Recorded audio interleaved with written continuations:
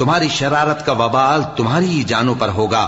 تم دنیا کی زندگی کے فائدے اٹھا لو، پھر تم کو ہمارے ہی پاس لوٹ کر آنا ہے. اس وقت ہم تم کو بتائیں گے جو کچھ تم کیا کرتے تھے. دنیا کی زندگی کی مثال میں کسی ہے کہ ہم نے اس کو آسمان سے برسایا، پھر اس کے ساتھ ملا جلا سبزہ جسے آدمی اور جانور کھاتے ہیں نکلا، یہاں تک کہ زمین سبزے سے خوشنما اور آراستہ ہو گئی. اور زمین والوں نے خیال کیا کہ وہ اس پر پوری دسترس رکھتے ہیں.